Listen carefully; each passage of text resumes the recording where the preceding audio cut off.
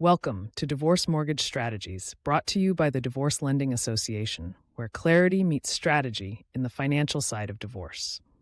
Whether you're a family law professional, a financial expert, or someone navigating the complexities of divorce yourself, this podcast is your go-to resource for trusted insight into how real property and mortgage financing intersect with divorce outcomes. We don't just talk about houses. We talk about strategic solutions that protect futures. Let's dive in. Today, we welcome host, certified divorce lending professional Amy Valdivia and her guest, partner at TLD Law, Daniel Gold.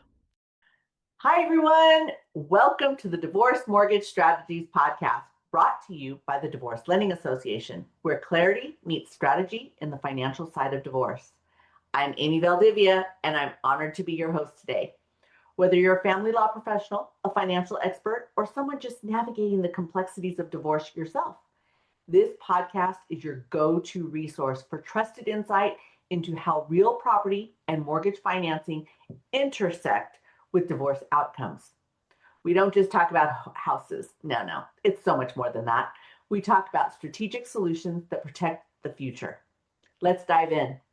Today, I'm really excited about this interview. Why? Because I have been chasing this man for so long. I've wanted this interview. I've wanted this partnership. He is finally one of the DLA's newest allied professional members, and I know that this is going to be an interview that you're going to be very pleased to listen to. Who do I have? Attorney Dan Gold. Yay! Welcome to the show. Well, thanks for that. It was a great intro. I like that. Thanks, Amy. Well, I will announce it to everyone. We may not be the most popular, but go Bruins! Yeah, that's right. Yay. So tell everyone, tell us who you are, how you got here, and all about your practice. Well, yeah, thanks. Thank you. I'm a partner at TLD Law. I've been a certified family law specialist for about 20 years now.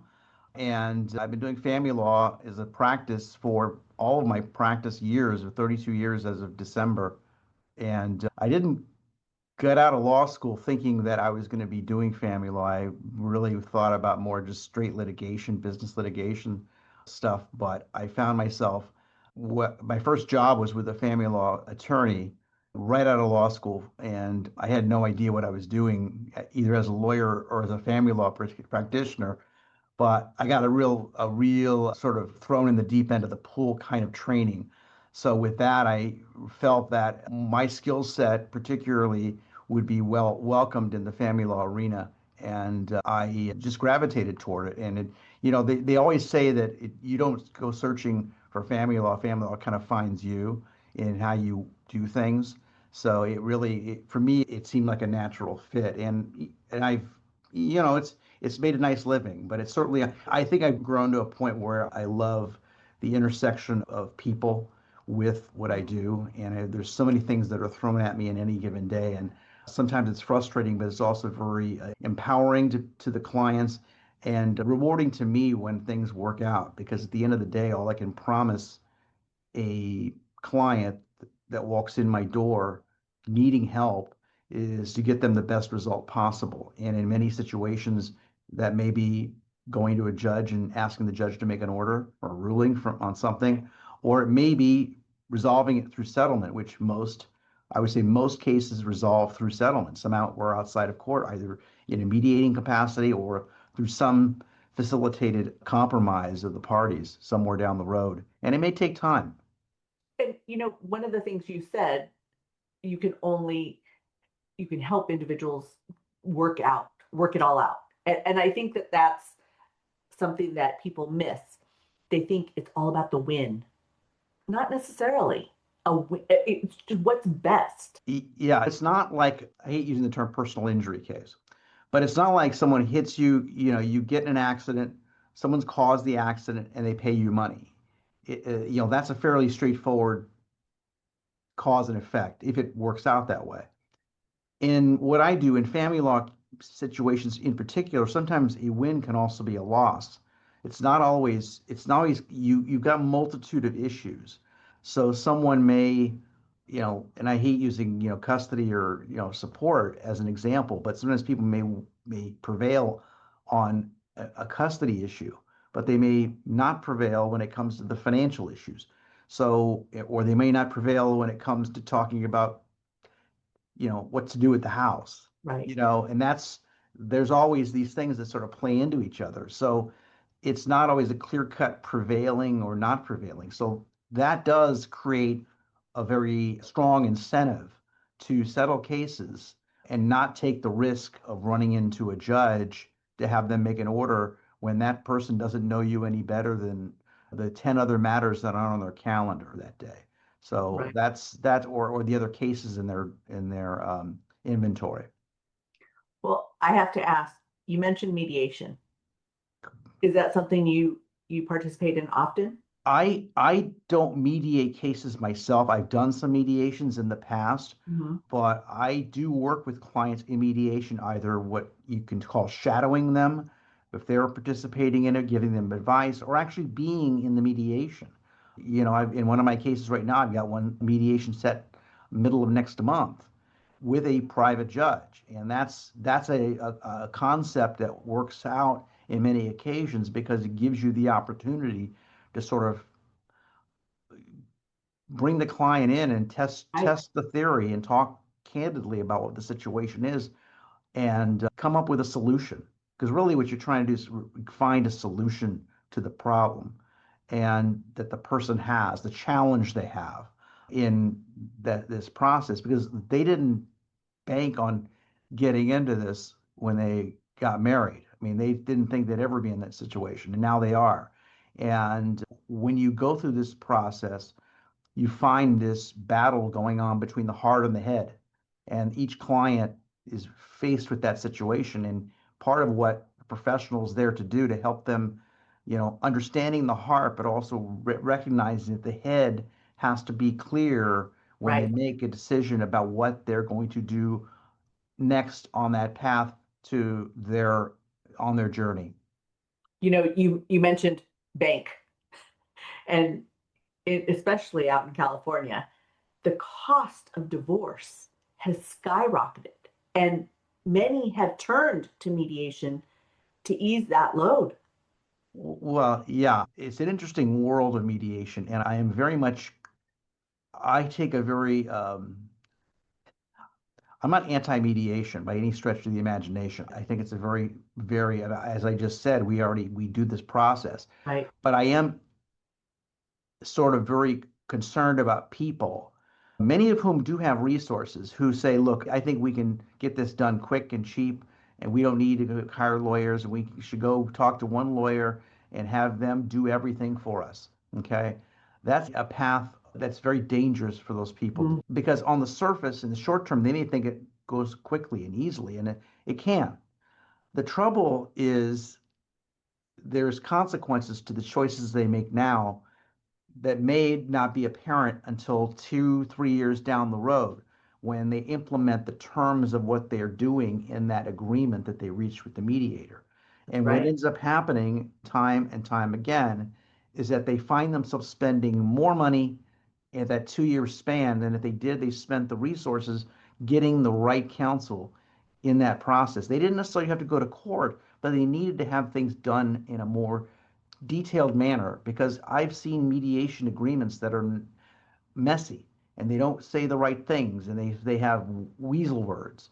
And the trouble you have in mediation is that it's a confidential process, which means that nothing that is stated in that mediation can ever come into court if you do choose to address that with a judge later on. If there's been a Mm. mistake, if there's been a problem, how do you prove that up when it's a confidential process and none of that Right. evidence is admissible later on? So people don't know that in mediation. They think that That's these statements that come in, oh, she said this or he said that, or they just said this, or the mediator told us that, it's all inadmissible evidence. Now, right. parties can choose to waive that, but that defeats the process. That defeats the concept of mediation. So people need to be going into mediation with very open eyes, open minds, and I guess if you're being touchy-feely, open hearts too. But that's the process of mediation. People need to know what it is, the pluses of it and the minuses of it. That's a great point because oftentimes you hear about, well, I'm going to bring up 2 points. Number one, when it falls apart, when mediation falls apart. Well, that doesn't mean you can just start over and just drag in all prior conversations. No, they were done in mediation. And then secondly, that's why you collaborate if you do it correctly, right? And you Right. don't have to worry about that situation. You hit it on the head because at the end of the day, if the mediation falls apart, it's really up to the parties how much they want to resurrect that. There's no agreements. None of the things that have been, quote, agreed to or understood in the mediation are real agreements. Until you get a written document that comes out of mediation, you've got nothing. You've really got just a lot of communication, a lot of conversations, but not really anything concrete that you can take into a courtroom and say we have a settlement agreement and this is what's going to be our ultimate judgment. You talked about what they agree upon or discuss and approve, so to speak, today. It's very dangerous because it's about what happens 2 and 3 years from now when they actually go to execute. And That's true. that is the That's Divorce true. Lending Association's language, because we talk about execution specifically with the house. And just because someone walks into court and says, I want to keep the house, means absolutely nothing. Well, what's the first thing the judge is going to say? How do you know you can? And then the rabbit hole questions begin. Right. Let's Well, talk about that. well, yeah. I mean, that is the issue, and because people, if you don't put the right verbiage into your agreement, you're going to have a problem because every word it's a contract. It Mhm. is a contract like a contract you'd enter into with a builder to build your house, That's a right. contract to purchase a house. It's a transaction between two people who are leaving a legal relationship. So you got to think in those terms. It's got to be written correctly. It's got to be every word, every syllable may have an implication down the road.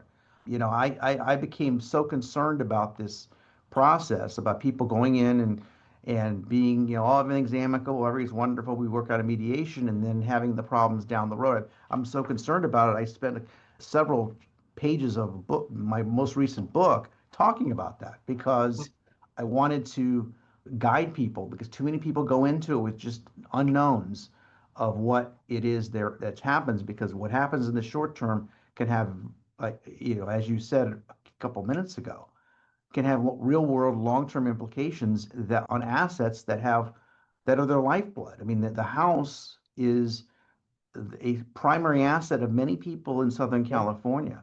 Yes. When you have people with pre-tax investments that cannot be liquidated easily, the house is probably the biggest after or probably the biggest asset with the biggest potentially liquid asset they have that has relatively minimal tax implications depending on what the level of gain is. But from the standpoint of being able to access liquidity, it's probably the biggest asset they have. And when things happen, they don't mind the details correctly. They can run into all kinds of problems. Money and the word amicable are not always used in the same sentence, That's true. That's true. especially when it comes to divorce. So tell me about that case, that one case that really made you go, huh, this is why I do what I do. This is going to keep me going. I think it was probably, it wasn't a money case so much. It was a custody case. Mm, And I think sometimes the money cases are easier because people can sit down and say it's going to cost this much to get this. I'd rather not do that. Custody in can be something where people forget about how much they have. They'll mortgage their real property to fight for custody or fight in custody cases because it becomes very emotional. It's very tied to one's ego. And I was able to obtain primary custody for a father in a case. It took many months to litigate, and it involved multiple jurisdictions involved. But to this day, I've maintained a good relationship with my client, and he's kept me apprised of how his son is done. So I think that was relatively early in my career when I was still hesitant to jump all the way into family law, and I became really just saying, look, this is a place where I can really do good. And so for me, it was probably the case that sent me on my path to getting my specialization and really focusing and honing my skills and continuing education in an area that has, there's there's deceptively simple concepts that people kind of think it's just all 50-50, and it's like, no, it's a little more complicated than that. It's a little more tricky than that. Certainly with the dynamics of dealing with children, dealing with money, dealing with, in with more seasoned couples, long-term planning, estate planning issues that come up too, life insurance, all these things play into it. And you got to have a real good holistic view of things. And that's why I love having a bench, if you will, of professional experts who deal with these other sectors of what come up in cases, because I need that. We need that. Exactly. That was actually a perfect segue into my next question. Often, as I'm talking to other individuals, the phrase, oh, well, the litigious attorney really doesn't want to collaborate. True or false? Um, that, I hate, when someone asks me a true false question, I'm going to say this. I'm going to punt on that one because it's somewhere in between. I would think that truly a litigious attorney is, if you really are litigious, you're not necessarily doing it because you don't want to settle. What you're trying to do is get leverage to resolving your case. Okay. That's what you're attempting to do, is to get some degree to protect your client, put everything out there so that when you sit down at some point, you will be compelled to sit down with the other side and confer about what is there to agree to and what there is to not agree to. And the more you protect your client, the more you get the necessary leverage to negotiate a deal, the better position you're going to be in when you are compelled to confer. And so, yeah, there's going to be a percentage of people out there who do what I do, who are doing it because they feel that they just want to create problems, charge a lot of money, and never really solve anything. Just continue to harp on the problems. But if you do this long enough, you realize that these are still consumer clients. Even the wealthiest clients I've had are people who care about where their dollars go and what's being spent and what's happening, because otherwise they wouldn't be that wealthy. That's the thing. So they care about the level of resources. If they're spending $500,000 to $1 million in attorney fees, that's a big number for anyone, and they're So going to want the results. bench is necessary and the bench makes you look better, right? Well, it gives you the opportunity to get the best advice to that person and not try to wing it and not ignore it. Because that's the thing. I don't want to ignore the problem. I don't want to ignore if they're looking to obtain a mortgage to buy the other spouse out. I don't want to ignore their problem. I want to be able to and say, "Hello, talk to your broker." Because many times they're like, "I don't really have anybody, and if I have someone, they're not sure they can handle what it is that's being asked." So I want to get it to the best people, to the people that know the intricacies of what I do, to help that individual and see if they have a good fit. I mean, at the end of the day, I'm not micromanaging that relationship. No. I'm just there to kind of facilitate, sprinkle some legal fairy dust on them, and hope that something materializes from that connection. Well, one of the things I've told people is I want Mr. Gold to know the law. That's his lane. I'm very comfortable in my lane. I do the mortgage. I have all the divorce mortgage planning. I don't expect him to know what Fannie Mae and Freddie Mac and FHA and VA says. That's my job. But at the Yeah. same time, I want him to be the best stinking attorney out there and get the information from somebody like me. And so that's when I think about the collaboration piece, I'm Yeah, like, yeah. well, of course, you want somebody who's open-minded. You don't want somebody who's just going straight for the jugular. I know enough to get myself to know when I don't know something. That's the thing. But I also take an approach, and I'll tell you a personal experience there with the client. It wasn't a wealthy client, but he had a good job, and he had a career, and they had a house, and his as they were splitting up, he and his wife had reached an accord, an agreement, if you will. She goes, I want you to keep the house to him. Hmm. And that was just something that he jumped on it Yeah. was like a fumbled football. It's like he leaped on that opportunity. And he also took on all the debt to reduce the level of his overall buyout. And he told me that, again, I wasn't stepping in anyone's lane. It was more Hmm. about I'd seen it from my own personal life and Right. my own dealing with clients that if he did this deal and he was looking at what was then an adjustable rate mortgage Mm. by it was you know you I'm seasoned enough to remember a bank called World Savings. I They would used to say, do. please don't date us.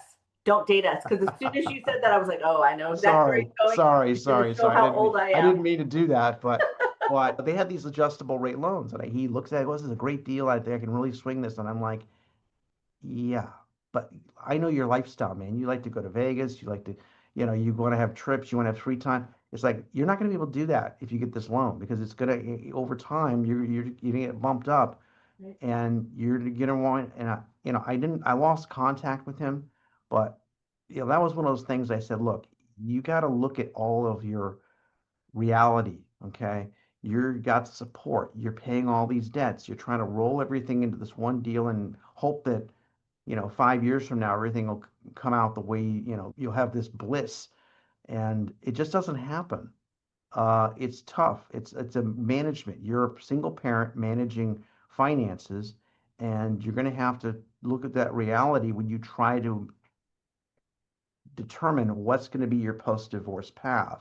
And the house, as we come back to, is a huge emotional tie to people. It's a big piece of their life and a big Right. comfort too. I mean, you got people who, they take it over their house. They've got, workshops and all these things. They don't want to have to move. And unfortunately, life transitions put us in situations we don't always find comfort with.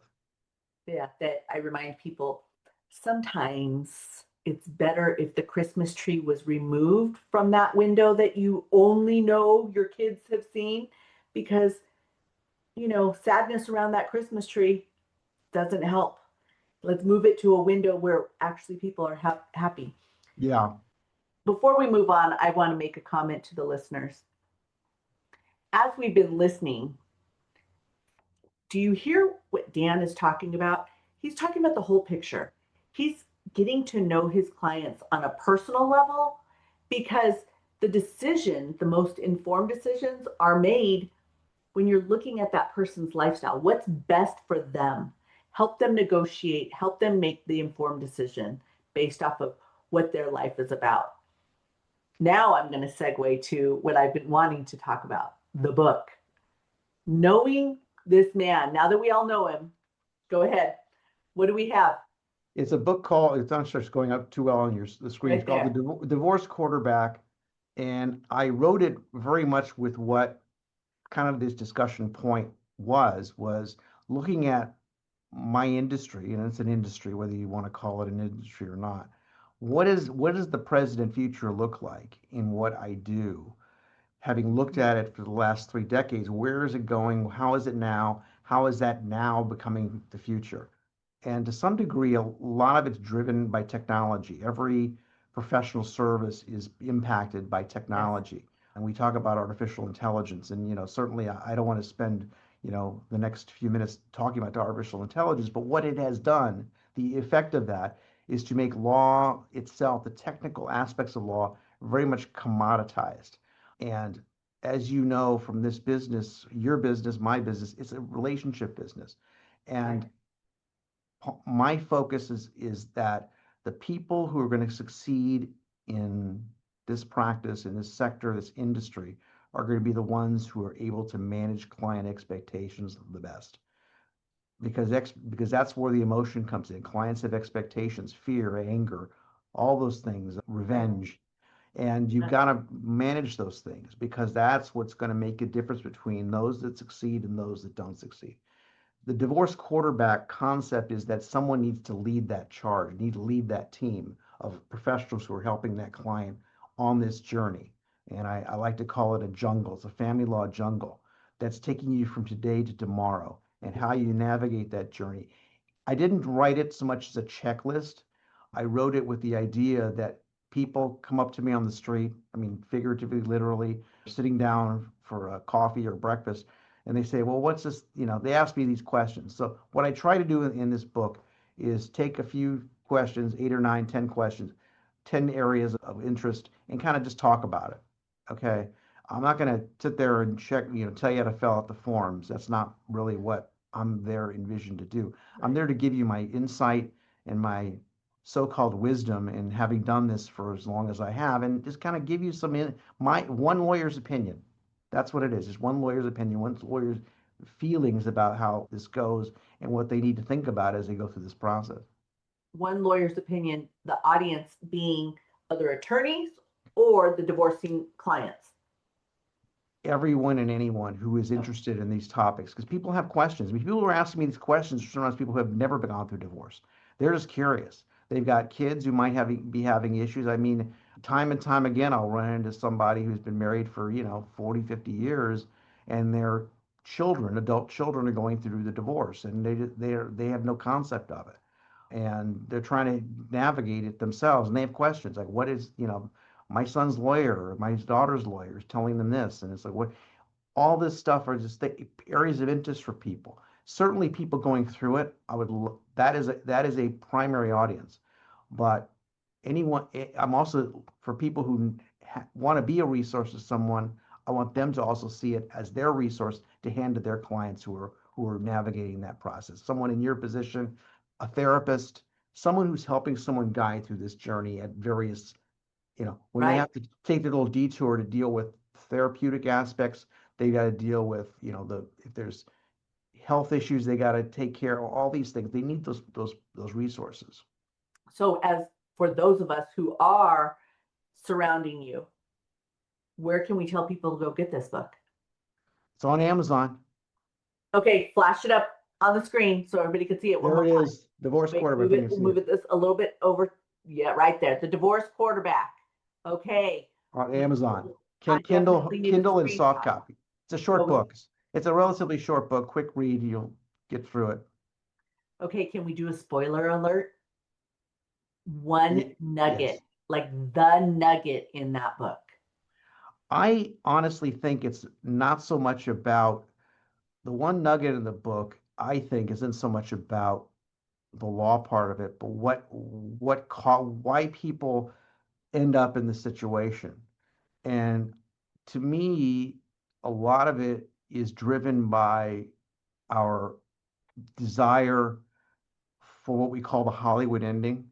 When you find someone, you get married, and you're thinking it's just like a movie, and you say I do, and everything just goes from that beautiful ceremony for the rest of eternity, and it's not. And as much as it sounds like that's kind of that's a little that seems kind of silly, it is. People have that expectation. It's The fairy tale.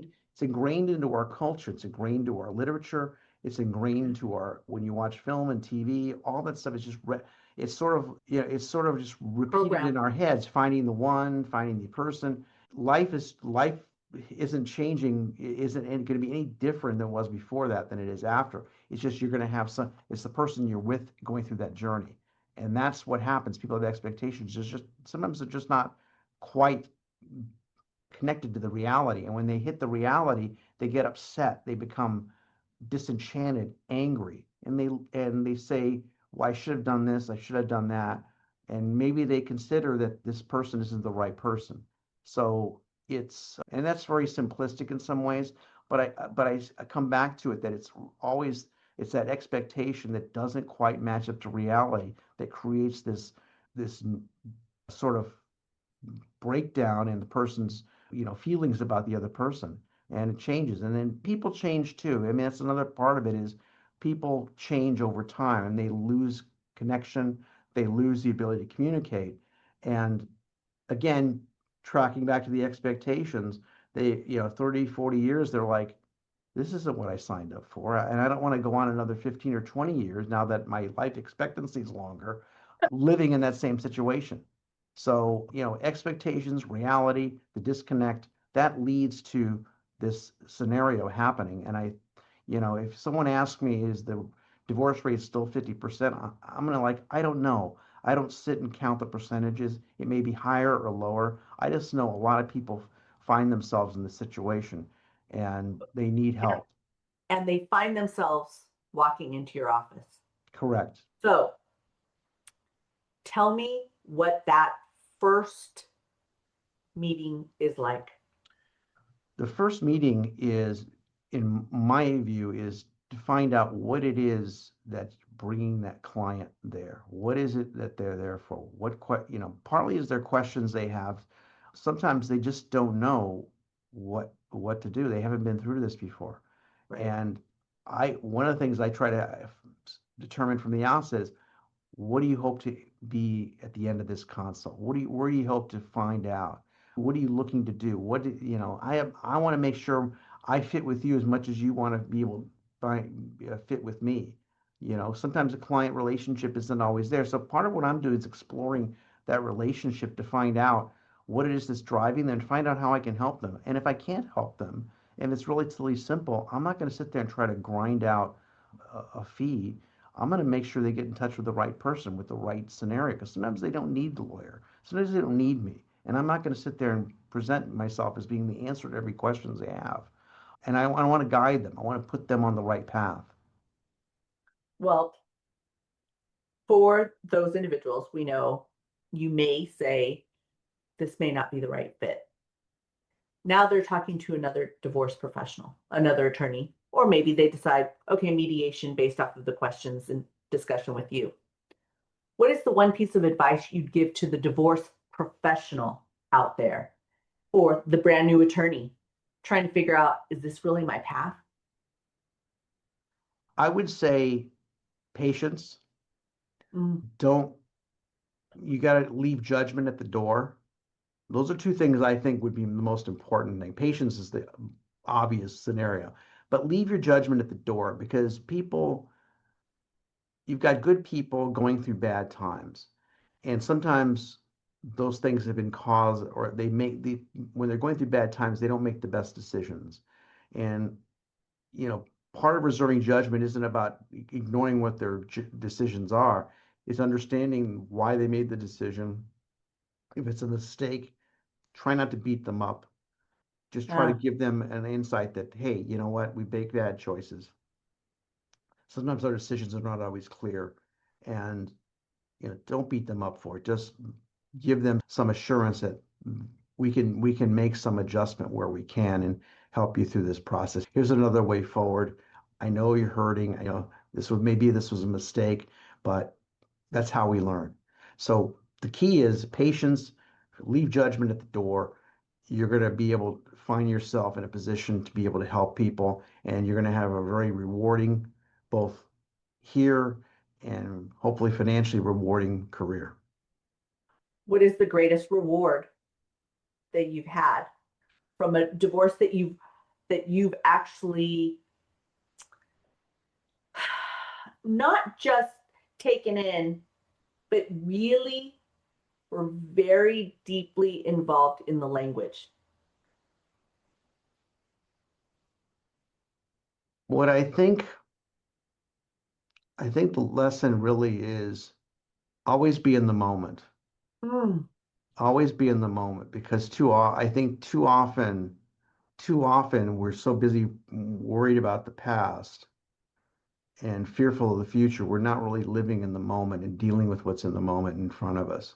And that's probably not every I would say a lot of people ignore that concept. And that is a huge thing when you're dealing with relationships. It's a huge thing when you're dealing with people in challenging times, is to be mindful of the moment and be in the present. Don't let the outside world kind of stay away from that part of it. I would say that most of our listeners have not heard that approach from the attorneys that they've talked to. So that well said. Thank you very much. But before I let you go, as we wrap up, how can people find you? They can go to my website. It's www.dangoldfamilylaw, all one Word. word.com, and that'll take you right to my dedicated website. You can also go to my firm website, www.tldlaw.com, and either one will get you to my profile and my information, and we'll get you set up to hopefully answer your questions. And if all works, we can be your guide along the journey, this life journey for you. And you are based in Southern California, true? Yes, I am. Okay. And you Uh, can help individuals all across the state. Correct. Absolutely. Well, one more time, just flash that book right across the screen. Make So sure I get this in the right screen there. Divorce everybody Quarterback. needs to go get this. The Divorce Quarterback. There you go. We all need to run onto Amazon and go grab that. I truly, truly appreciate this time. Is there anything that we missed that you want to make sure our listeners are getting from our interview? I think we've covered everything, and if there's anything we missed, we'll look me. You feel free to contact me. We can talk more about it. We could do this again. Absolutely. Why not? Let's get you back on the show if there's All right. anything else we need to talk about. Sounds Thank you fantastic. very much for your time. I truly appreciate it. You're welcome. Thank you. Well, everyone, I hope you enjoyed this interview.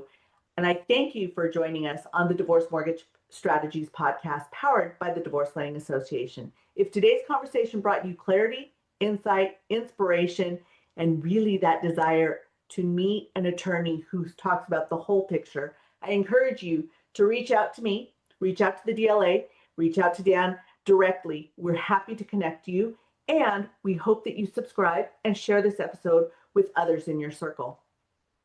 For more resources or to connect with the other certified divorce lending professionals in your area, just go to the divorcelendingassociation.com. Until next time, remember, in divorce, mortgage isn't the problem. It's all about the plan. Thank you so much for being here today.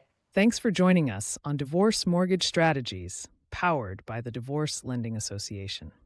If today's conversation brought you clarity, insight, or inspiration, we encourage you to subscribe and share this episode with others in your circle.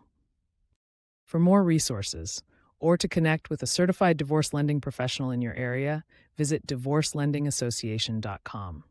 And be sure to download the free Divorce Strategy Hub mobile app for tools, education, and support designed to guide you through the financial side of divorce.